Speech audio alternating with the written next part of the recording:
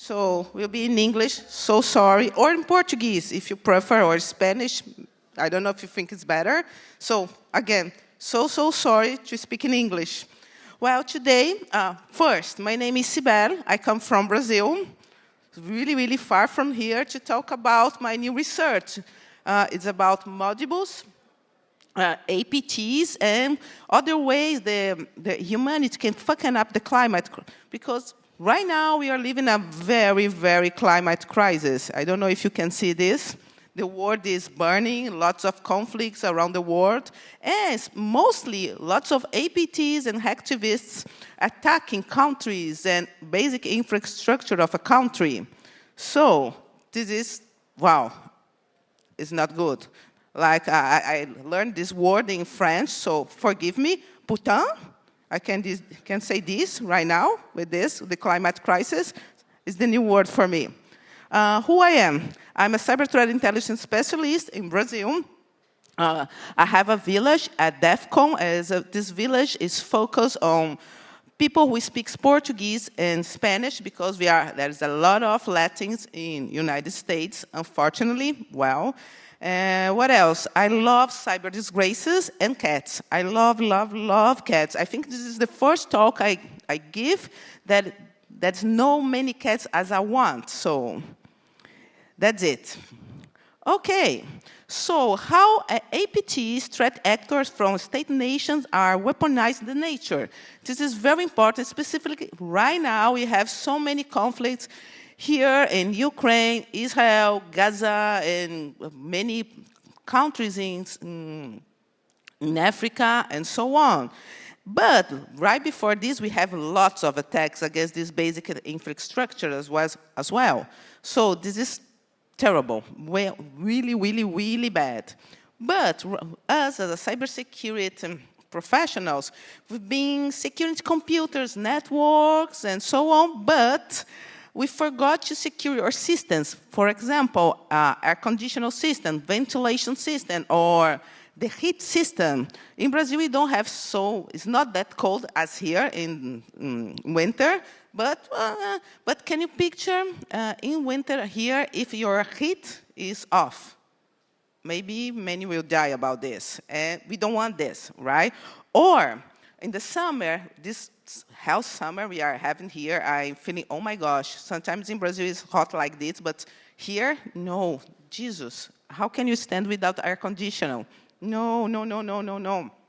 So, you know, this is super easy to attack, super ultra easy. If a country says, oh, I don't like France anymore, yeah, let's make them thirsty forever, you know, or die because this heat, you know, we can focus at attacking on water system.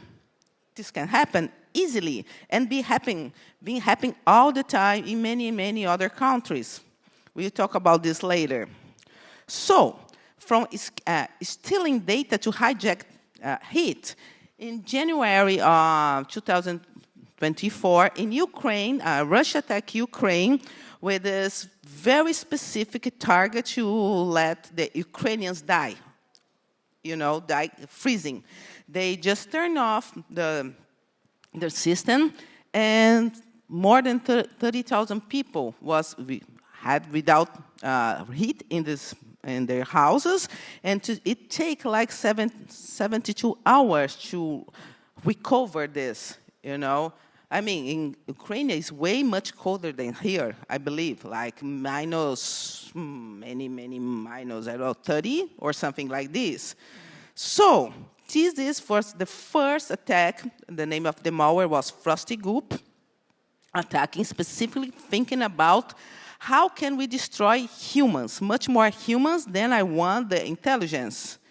So for this, I really like this malware because, well, it's malware.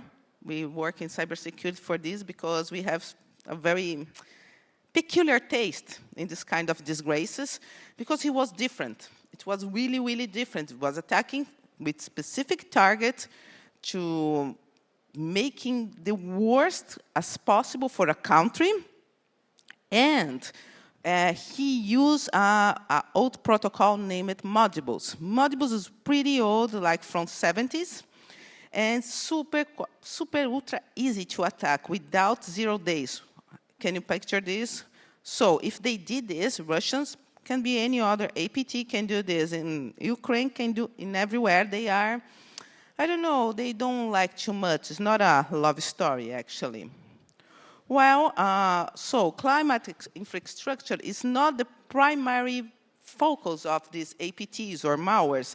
It's secondary, but this is affecting a lot because when you attack this basically infrastructure, you, of course, you have to use what nature gave us, like coal or wood or things like this, and this can improve the climate crisis that we are already dying for this. Yes, I'm being super pessimist about the world, conflicts and lots of disgraces. I'm super bad about this, but maybe this can be a call for action. Maybe, I hope so. So, well, sorry guys, it's different here to talk here. I'm quite a little bit nervous, so everybody's okay with my accent. Can you understand me? Woohoo! Merci, merci. Woohoo! So now APTs is focused on like freezing civilians because this is creating way much more international pressure. That's what they want, In the specific case of Russia and Ukraine, Russia wants to say is a statement. Okay, I am the owner of here. I don't want Ukraine go be just Ukraine. They need to be part of Russia, but not that only that. There are Iran, China, and other APTs doing the same, but in different countries. Right now, for example, in the United States, they are attacking Gaza through, it's a proxy war, attacking Gaza through Israel, and of course, we know they have an APT over there. Like NSA is an APT, even if it's not declared APT, is an APT attacking another country for their own, because they want, because I want this part of land, so it's mine right now. So, how we are going now in 2025? What's going on right now? Well, many attacks has growing, like 50 billion connected environment devices, like thermostats, a swimming pool, a lot of IoT devices are connected. There's a lot of things. 2.3 billion of heat, ventilation, air conditioning systems is network connected. More than 90% of water treatment plants are digitized. I mean, everything is connected to internet, a lot of things. Over 75% of renewable energy is integrated with smart grids. I mean, this attack surface is huge, it's absurd huge. And this threat activity is growing every single day, like more than 200 increase in climate infrastructure target. Last year, for example, we have about every 3 weeks, something like that, we have attacks against this. So it's a lot, been causing physical damage for a lot of people. And what can happen? People go displaced from one country to another. People go to start to immigrate from one country to another. So another country is now missing, for example, food or water, or there is a lot of people the country can't handle. It is a big issue for everybody in every country. For example, in Brazil, we have many people come from Venezuela that's having a very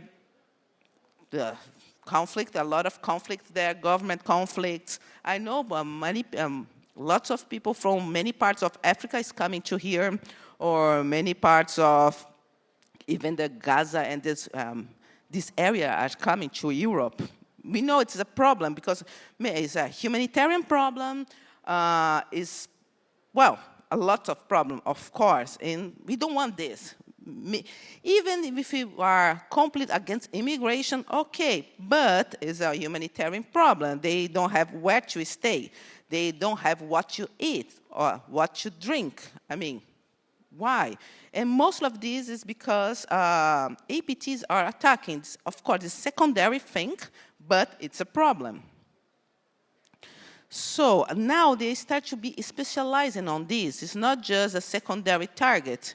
This basic infrastructure is the main thing, because they are saying, oh, well, the world is changing. We need, as if we attack water treatment, for example. Like a few years ago, United States was attacked in this oil, affecting the oil there, and water treatment there was a big scandal. I think was Dark Side, this group, Dark Side Attack United States, was a scandal. Everybody was freaking out because, oh my God, how will you leave this? I need to buy hygienic paper. I need to put this in my place. I need to put gas on my car. I don't know why, but people were freaking out because they need, gasoline in their car.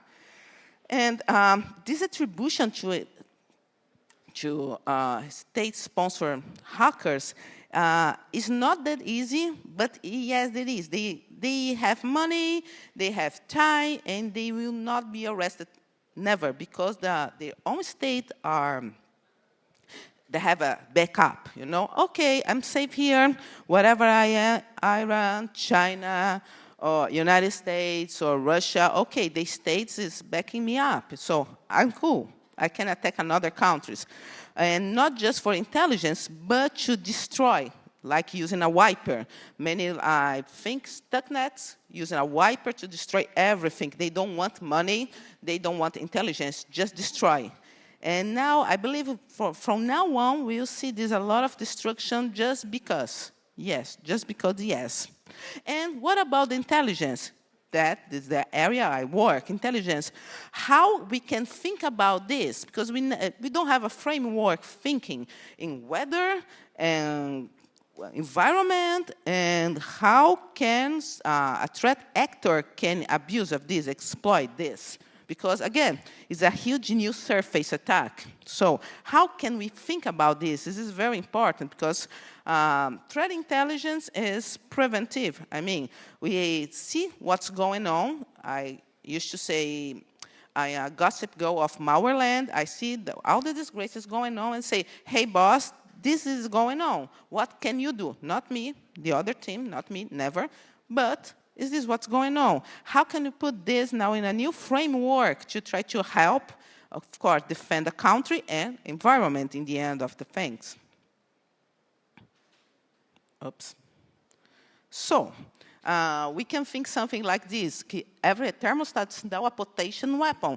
Everything can be weaponized for everything. Solar panels or climate attacks are more regular, like Pet Tuesday, Every Tuesday, monthly Tuesday, we have Pet Tuesday of Microsoft. This is happening right now in cybersecurity.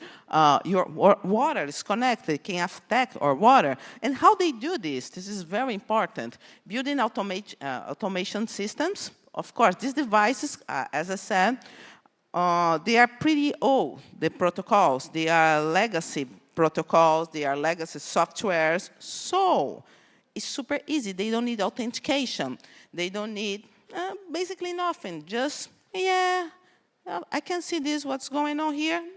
Let's destroy this. Just change few lines of code, and, well, you show like the temperature is like 22 degrees, but in fact it's minus 10, for example. Even here in water treatment, they can put a chemical product in water, so we can die, Just, yeah, let's damage this, and people will drink this poisoned water, and for what? Because it's a big thing for another country that, okay, now I have the power. It's all about the power, much more than money, of course. Well, it's like defending. To do all this is like, it's super, as I said, it's super easy to attack. It's like defending against ransomware using firewall from 95. It's impossible, right? The new ransomware attacks are absurd, super technical, lots of 0 days, lots of CVS with high score. But what we can do with this, we don't know nothing about Of course, there are a lot of people thinking about OT, SCADA, ICS, and so on, but not making this relation. As I see, there is not many people think about this relationship between everything. I don't know, someone knows, someone else is working on this, or just this idea come up from, I don't know, just in my head, maybe TDAG in my head? No? Okay. So the attack surface now is green. Let's focus on green stuff, like forest, water, and basically electricity. Without electricity, we can do nothing. No heat, no hot showers, or we can cook. Maybe we can come back like a caveman and burn something in the fire. But no, this is threshold. Renewable. Oh, this word is super hard to say for me. It's not in Latin at all. But this kind of energy, renewable energy, is very, very critical as well. I mean, compromised solar farms is way much worse right now because it's another surface attack. There wasn't a surface attack here, so till then. But now, okay, we have green energy. So solar panels is a thing. I made a kind of comparison about traditional coal plant, what happened. Only 50 digital controls, nothing. Now we have more than 50,000 individually connected. So distributed against, everything is digital, nothing's manual, no standardized protocols, just old protocols. And here we can see this paradox. Much more digital, more efficient, but more vulnerable. More distributed, more resilient, as well, larger attack surface. More connect, more smart grids, and more entry points. More automate, less human error, more cyber risk. We do this with our cell phones, with our computers, or smart TVs, smart cars. That's something that's really easy as well to attack, take over a car. It's super, ultra easy. I have a friend of mine, he just published 2 CVEs with high score, 9.5 score in cars. I mean, as much as connected it is, much more easy to attack. So, I don't think we have to back in time, everything is so manual, but the surface attack is huge. And, of course, you have jobs forever. We have work forever. So many things to work, so many things to think. And plus, AI. We have to think about AI. Now, the impact changes something like this, 30% renewable capacity during the peak demand. So in the summer, it's a hell of summer. Everybody needs a fan or AC or whatever, and water. So there is this peak. Force 40% increase in fossil fuel. I mean, if we don't have this connected, we need a coal fuel. So this, of course, affects the climate. The environment suffers way much more, and much more this effect, more hot or more cold will be. You see, what's happened? It's like a circle. It's snowball. And of course, grid stability in our regions. Okay, here in France, for example, we can be safe. Or even in Brazil, we have lots of problems, but this is not our problem. We are safe, but if it's around us there is a problem, it will be a problem for us too. So it's not just, separate thing. It's very global. I mean, every time there is an attack on this, the climate goals, because NIU, there is a goal every year. Oh, we have to, I don't know the word in English, neither is, okay, I say in Portuguese, okay, maybe you can understand. Diminuir, making less, like, we? Okay, cool. So, this impact in the layers of the earth. So every time there is an attack like this, it's impossible. It's getting delaying, and get delayed forever. So APTs, I love APTs because they do things that any other threat actor do because they have time, as I said before, time, money, they are safe-ish. So for this, I like to study APTs. Well, they now know, they learn how this environment warfare. This, like, few years ago, we never could think of something like this, environment warfare. How? Trees fighting with each other? No, never. Or snow fight? No. But now it's a reality, really a reality. It's becoming a major surface attack area, and companies not thinking about this, and countries, yeah, it's not my think about this right now, and it's getting worse and worse and worse. It's not so traditional, like we patch some vulnerability on your system or on your network. It's completely different networks, this, completely, totally different. How we can do this? So APTs now, they know how to do this. For example, we have some very major attacks during the years. In APTs, Stuxnet, begin with Stuxnet. Was the first one, air-gapped. People could find, okay, if I throw here in the floor just USB, okay, maybe someone will take this and insert in their computer. Back then, the companies didn't block the USB, right? Now we can use this at all in your computers in the company. But back then, someone found this and plugged in the computer. What happened? Just stopped to process. No, oh, sorry, I forgot the word again. So sorry.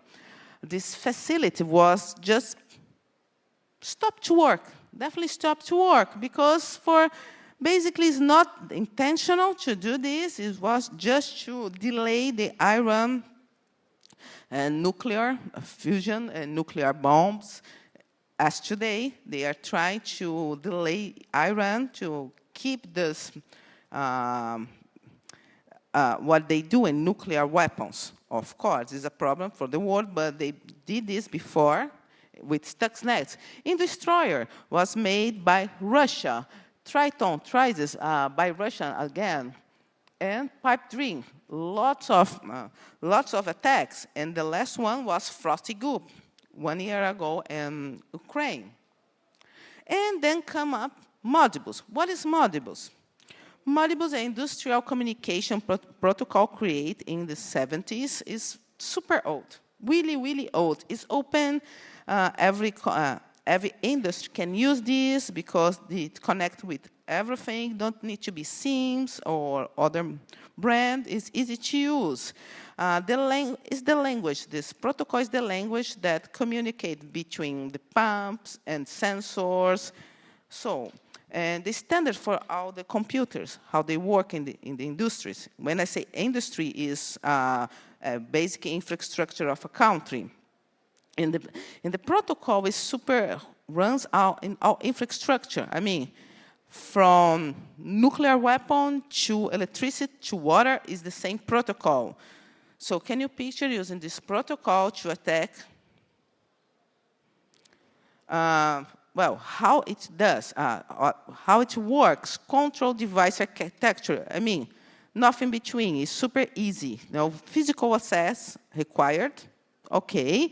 But this Modbus attack was made over Modbus TCP IP with internet exposure. So there is no security in all Modbus protocol at all. No security at all. And again, lots of industries use this protocol because it's super expensive to change everything, to insert IT with OT. It's too expensive to do this. And this protocol don't need authentication. There is no encryption. It's plain text totally. No integrity checks, no access control. I mean, you can do this by my place. I can attack this easily. We can make, there is this code, how to attack, you can find easily on internet. Yeah, we are super Putin. Can I use now Putin as well? yet, is it the context? Or no? Okay. It's a new word I'm trying to use in everything, so. If I say put down for you, it's not offensive because it means nothing for me, but I know I can use in everything, so sorry. Okay, this frost gap. I will praise this frost gap. I know it's not good. I'm not defending Russia at all. It's not the thing. But frost gap was very, how I say, special. Was very well developed. I mean, he's developed in Go. Go is now the main language the threat actors are using. They are right ones and freeze everywhere. What happened in Ukraine is cross-platform, compiled. It's binary. It's small, like 200 lines of code. 200 lines is less than our hello world in Java, for example. Super, super small, not dependence, self-contained chaos. I mean, why not use Go? And they use Go to attack, frost group attack.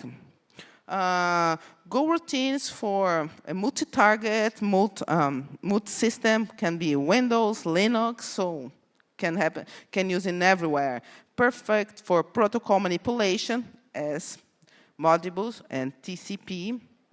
And anti-analysis as well. It's super easy to obfuscate using Go, this malware in Go. So for this is the new, Go is new Python, actually, in thinking about malware. Because, again, it's super small. Its design is also so beautiful, you know, because the correlation time, they think, okay, 44 hours to 24 hours, 72 hours before the extreme code, we can just attack this industry. What they think was really clever, what they do. They obfuscate all commands because look like legitimate. Low beans, you know, as we use low beans in Windows to use what's legit Windows, they use this as here, for example. So perfect, marvelous this.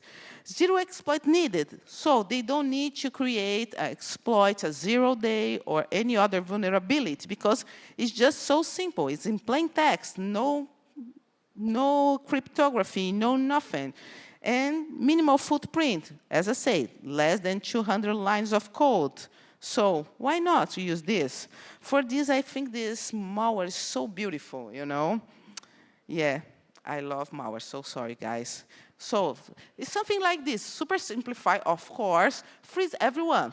Put a string here. A Modbus, no authentication need. Modbus connect to target the port 502. If you search on Shodan, for the 502 port, you can find millions of ports open. So if it's open, what we can do? We can attack, just for fun, because it's there, it's open, and doing nothing here. Why not to try, right? Or, I mean, it's registered. This is the regular temperature, okay? 4001.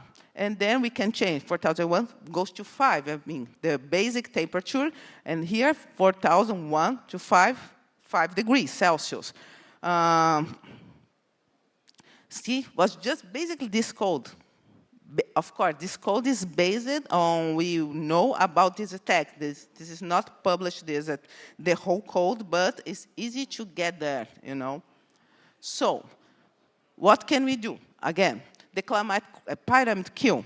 You know, the pyramid kill, the first thing we learn when we learn in cybersecurity is something like this. Security, yeah, every OT network, there is no security at all. Basic industrial controls, Modbus, super easy to attack. Water treatment, heat ventilation AC system, okay, it's a little bit harder. Smart grids, yeah, a little bit more.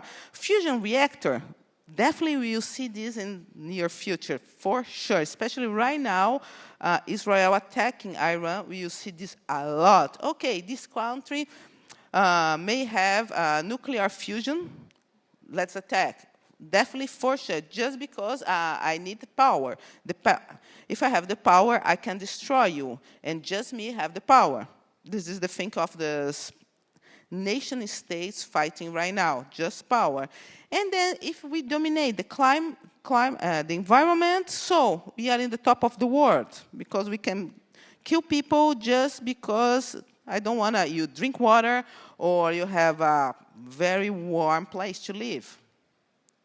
So, when you think traditional enterprises, we try, of course, devices, workstations, servers, and the basic protocols we use, or the impact is data loss or financial damage. This is the main thing we have problem. But when we think about climate infrastructure, it's totally different. So we're not thinking about this. Some people think specific about this, but they're not the other parts of cybersecurity. So what I want with this new research is try to make a new framework include both, you know, when I think in industry and I think cybersecurity and I think in APTs, because it's the most damage thing that can happen is APT attack your country. Wants your intelligence, wants your money, especially North Korea wants money more than intelligence. So we need to join everything, you know, to make a better framework to defend against this. Or attack. I don't know what side you are, but whatever. It's important to know both. So the Q chain would be something like this, you know. When you think about cyber Q chain, it's a little bit different because infrastructure is super, the persistation is different, attribution, obfuscation is way much bigger. Because how can we know the signature of attack if there is not using nothing that we used to use normally on your servers or in your network? It's super, ultra easy. As I said, shutdown, right before I come to Paris, I check on shutdown. See how many ports are open, almost 1 million. Every single day is just getting bigger and bigger. And if you go to looking for shutdown port 502, is this. If we put like UA or any other places is a little bit smaller, but see, Mexico is a lot of ports open. This part of Asia is a lot of ports open. So we are so fucking up with this. So how we can catch this enemy, the threat actor? So Modbus is writing in this single register command. So changing the temperature is easy, and there is no set point we can check. So we know the weather. Okay, today will be like, I don't know, 40 Celsius degrees. This week will be 40 Celsius degrees, for example. I don't know, just a guess. And if we know this, we can think before attack can happen. Okay, 40 degrees. It's not moving what's the name of that thing? The thermostat. I don't know the name it is in English, the pointing. So it's not moving at all. So something's wrong here. The temperature, yeah, the equipment, as I say, it's old, so they don't keep the maintenance of this machines all the time. There is nothing like our computer is totally automatized. So very automatic. We do this just with some commands. But in this industry, old industry, we don't do this. It has to be manual, see, check, one by one if it's working or not. The behavior is going on as expected. So this is very important, especially if you know, for example, there is maybe a peak of electricity because the heat or because the cold. We know something like this just to check, open the, I don't know, weather channel, we see what's going on. So what we can do, okay, we can expect a high degree, high temperature. So we are here, we can be alert with this. So how threat intel can do this? As I said, we can try to make a new framework of this. So environment stress, geopolitical tensions like attack opportunity. Now geopolitics is going crazy. I always loved to study geopolitics. My bachelor degree was in history, and geopolitics. I study a lot of international relations. So this is something I really, really love. But when we put this in cybersecurity, it's another layer of, oh my God, Jesus, we are so fucked when we think about this, how countries, state nations can do with so many power. So what we can think, like this real-world connection, like in Ukraine, as I said, the Frosty Goop and other attacks.